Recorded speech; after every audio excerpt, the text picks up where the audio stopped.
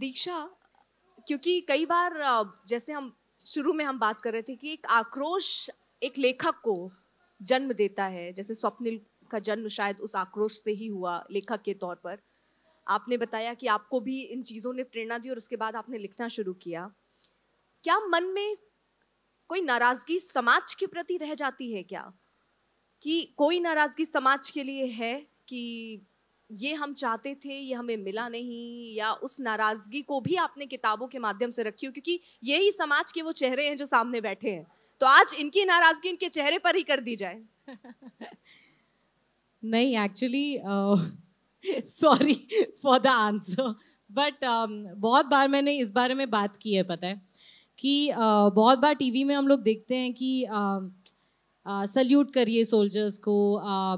फिर बहुत प्रोटेस्ट होने लगते हैं कि भाई फिल्म चल रहा है तो उससे पहले आप सल्यूट करो, आप ये करो, ये लाइंस बोलो, ऐसे करो, ऐसे जियो, सोल्जर्स को ऐसे ट्रीट करो। और यही तो देखा है मैंने जब से मैं 8 साल की थी, तब तक तो मैंने डैडी को देखा बहुत ही अमेजिंग फ्रेंडली फादर की तरह। In fact he is the best feminist I have ever come across. मतलब 8 साल की उम्र से अभी तक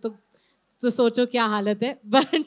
बट 8 साल के बाद आई थिंक 16 साल लगे ये समझने में कि क्या हो गया और कैसे जीना है इंडिपेंडेंटली, इस दुनिया में कैसे रहना है जब 3 वल्नरेबल औरतें एक साथ रहती हैं, तो क्या क्या देखना पड़ता है। और उसके बाद वाइल देखते हैं कि यार सोल्जर्स को आप एक पॉइंट ऑफ व्यू से क्यों देखते हो कि वो फाइट कर रहे हैं, जब हम लोग एक तरीके से हम लोग बहुत ही आयरॉनिकल है, राइट, कि आप जब सोल्जर से मिलोगे तो सबसे ज़्यादा फ्रेंडली, सबसे ज़्यादा पीसफुल लोग होते हैं वो लोग। और फिर दूसरी तरफ हम लोग जब भी उनके बारे में सोचते हैं, we are thinking war, we are thinking conflict, we are thinking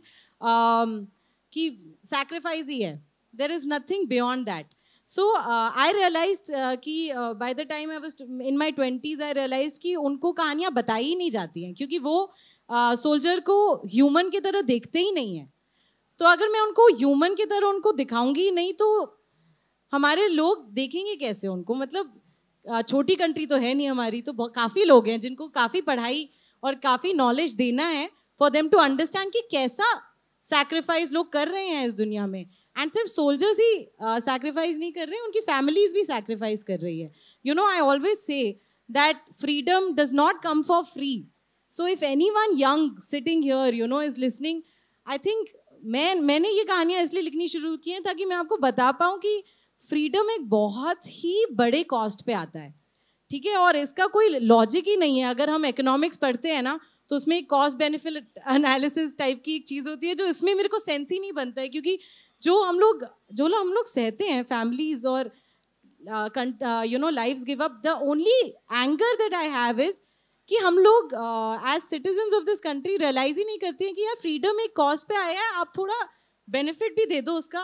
कि the least you can do is use this freedom to do something great with your life, singing में, स्पोर्ट्स में,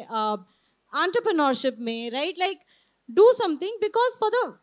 टू बिगिन विद आपको वो sacrifice नहीं देना पड़ा जो हमें देना पड़ा एक्चुअली। एंड तो आपकी लाइफ ऑलरेडी थोड़ी सेटल्ड है, हम लोग को तो फिर से स्टार्ट करना पड़ा, फिर थोड़ा हम इंडिपेंडेंस पे आए, फिर हम थोड़ा कमा रहे हैं, you know, that is how our life is going. We started negative and we are turning towards positive now, you know. If you are already positive, you have been born into a free country, use the freedom you have, because आज भी life जा रही है आजकल, तो मतलब avalanche में we lose soldiers यार, because they have to be there, right? So anger, just कि यार use your freedom, right? And I think for an 8-year-old मैंने